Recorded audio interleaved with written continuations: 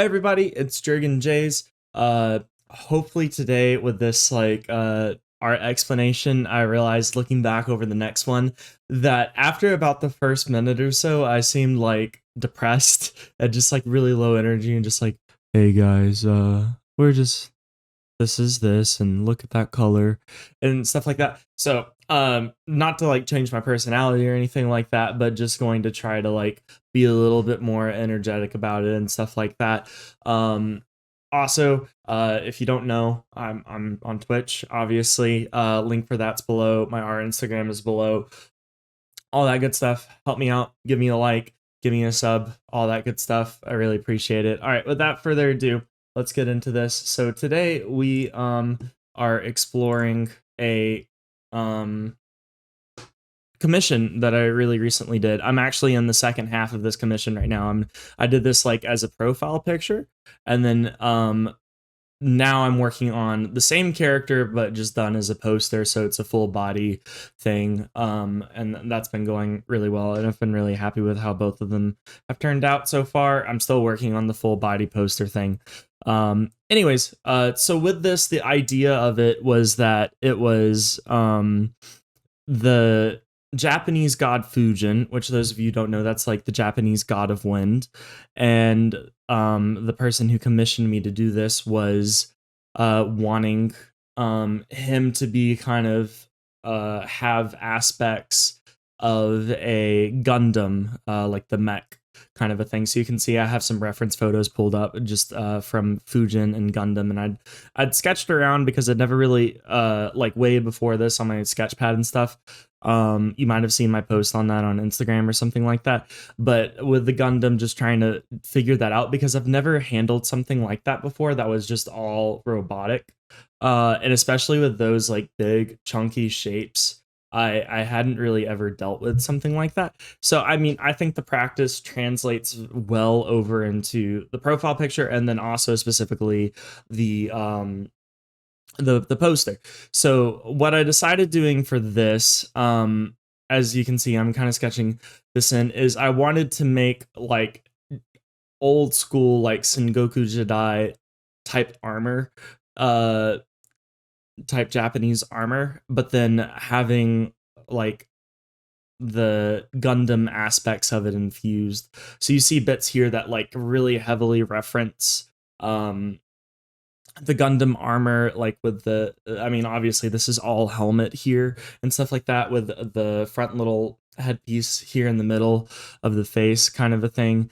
And then one of the things like what I just did in there, what I just added in was the Japanese kanji for wind. And I wound up in the poster later on putting that in a few more, but just cool little things like that, and just kind of melting these ideas together and taking like design aspects of what Fujin is and like Japanese like Sengoku Jidai armor. I can't speak. I wasn't saying that right, but I'm taking elements of that. So you can really see now I'm doing these like side flap things, and those are really heavily like inspired by that time period and stuff. But then you also have like the front pieces of metal that are hanging off the front here on his face that are very much like pulled straight from like the Gundam design, as well as the like gym-esque thing up top. But it's nothing that's like unreasonable or couldn't be done. I'm just taking those same shapes and stuff and pulling them over and trying to like give it like a really Japanese flair to it. I mean, it helps that like Gundam is an anime and made in Japan, but like traditional Japanese kind of flair to it. And then so I eventually, as you can see, I got through my sketch and everything, and we're now starting in on that lining. I really wanted to be, because this is actually like the first time I've had like a big commission like this. So I was super happy, first of all, but I really wanted to take my time with the line art and make sure that everything was like super duper smooth. So both with this profile picture and the poster that I'll eventually show you guys, and do a little time lapse of, I really took my time with these lines and stuff like that. And you'll notice like I'm shifting and rotating the screen around because Photoshop lets you draw straight lines if you hold shift, but you can't you can only do it at you know, up and down or left to right. So I was having to rotate it so that the line that I was making was up and down compared to you know, the canvas versus the screen. Which helped, and I'm glad I did that. It was kind of a little painstaking to go through that. And you can also see this is something I've not really been mindful of a lot. I mean, I kind of am, and it kind of naturally happens, especially when I'm just sketching with, like, say, a pencil or ink or something like that, is my line weights. And like very deliberately like forcing tapers into them, going back, layering in underneath it and stuff to create like a really good sense of shadow and stuff like that. And also doing like tiny little bits of like reference hatching kind of a thing, because I'm very naturally like a hatcher, as you can see with like the under sketch there. That's just how I think as I sketch when I do shadow and stuff like that. I honestly don't know why I got so involved with that sketch. I probably could have saved so much time if I had like cut out all of the like shading and stuff like that, but I just wanted to get a good sense for it, and I was kind of having a fun time with it, kind of a thing. But I'm really happy with how it turned out with the line work and stuff like that, and also going compared to the other stuff that I've done in the past that's had line work going on with it. I've used really, really thick lines. I'm using not the thinnest lines in the world here, but definitely a lot thinner than what I'm used to and stuff. And I don't think really putting that much like smoothing on it or anything like that, you know, in Photoshop, there's like, or any art program, there's a little way that you can do like smoothing. And it just kind of helps as you drag across the or tablet, canvas, whatever, that you're not having like little bits of wavering and stuff like that going on with it. I was about to say so. Oh, you'll notice too, like these blue little dots that like are now permanently stuck in the middle of his face. I don't know how. Well, no, I know how. I tried using the line tool to help me make those straight lines instead of rotating the canvas. And then I wound up just with these like really annoying blue dots in the middle of the screen that I was kind of just fresh. Like they weren't going to be in the final, just because I knew once I exported it as a PNG TIFF or whatever that they wouldn't be there, but they were kind of the bane of my existence for a while, not because they were really in my way or anything. I just found their presence annoying and stuff. And you can see even like going back to like the line work type stuff, you can see even here where I'm even going even thinner for some like finer details and to give like a textured sense with the hair, kind of a thing. And I know I also went thinner for like say the scar and stuff like that. And there's probably, if I really wanted to, I probably could have gone a lot more on the deep end with those line variations and stuff. And maybe even get some of them to be thicker. And I was also using like the brush I was using when blown up, it has like a almost kind of an oriental feel to it. It doesn't quite translate when it's shrunk down, but I chose like that brush that had what felt like an oriental feel and kind of wound up playing with it. One, because I could get smooth lines out of it, but if you notice like any of these tapered edges, if we were to like super blow it up and look closer at them and stuff, they kind of have like a nice like calligraphy, like Japanese calligraphy, like brush mark. I was getting up at this time, so the video pause. Can't speak again. So I think here I'm kind of in the tail end of that inking and stuff, and we can really get into the color.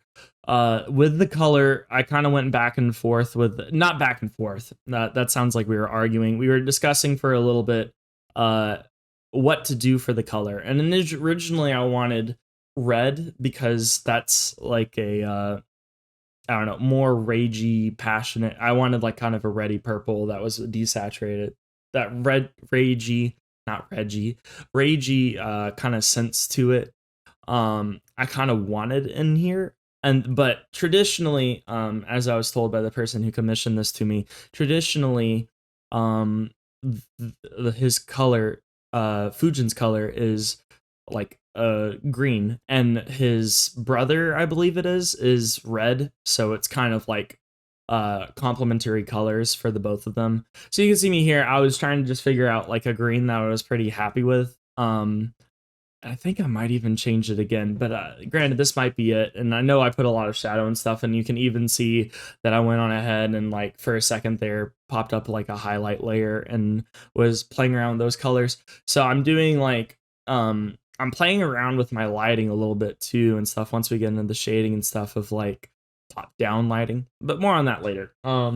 I did wind up incorporating like some red into this to just give like these sides a pop, and like with red also being like a big color, it's like Japan's flag, right, is has a lot of red and stuff on it. I feel like that was like a nice reference going on with it, with the red there, especially with the like really heavily influenced armor piece on the side there. I don't know what those are called. They're almost like jowls of like a dog or something like that, so that's kind of in my head what I've been calling them.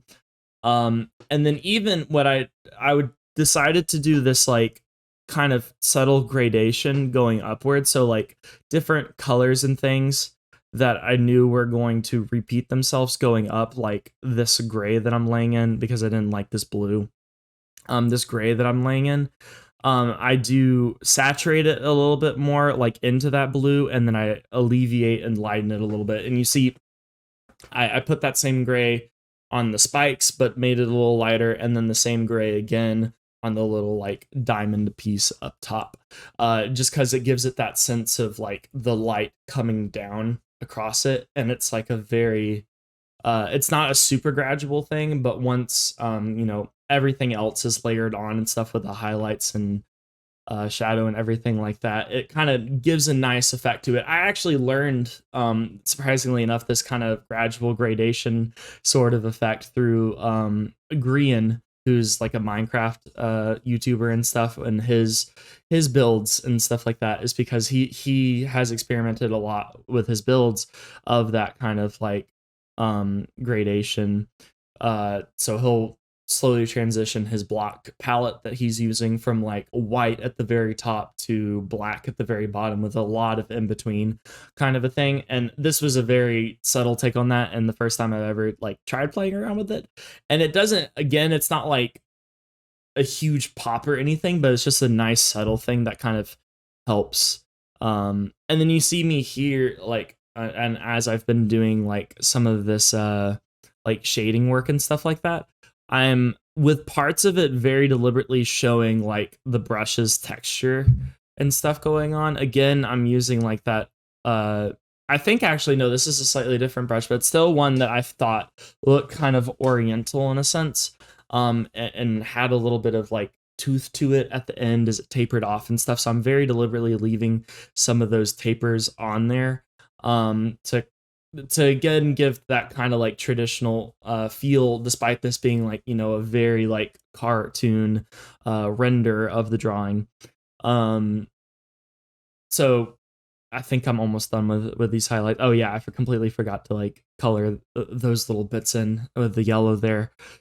But yeah, I wound up, even though green wasn't the first thing that I wanted to do or anything, I wound up being super happy even with the green, just because I was able to add this red on or later on that I felt like really helped. And then also obviously once, like, I feel like flat color, I'm just never happy with it until I get some shading and highlights and stuff on it. So once I shaded the face in, I felt confident and happy about it, and I was like, okay, yeah, this is believable, and it's like cast in a very like extreme shadow or like more extreme shadow kind of a thing.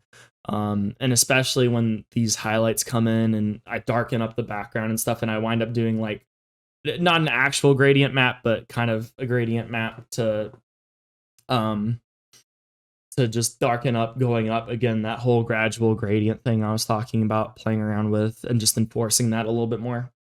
And then I settled on it came off like purple in a lot of areas, but it was this blue color that I was using on like a color dodge layer. Um that just comes out super duper nice and gives me like a lot of really cool colors and stuff. And just trying to be minimalistic and thinking about like where the light's hitting. If I were like look, the best way to like do lighting is from the perspective of the light. So if I was looking straight down at this guy, where would the light be catching? What parts of his face are poking out? What parts of this armor is poking out to a point where that light could catch, kind of a thing.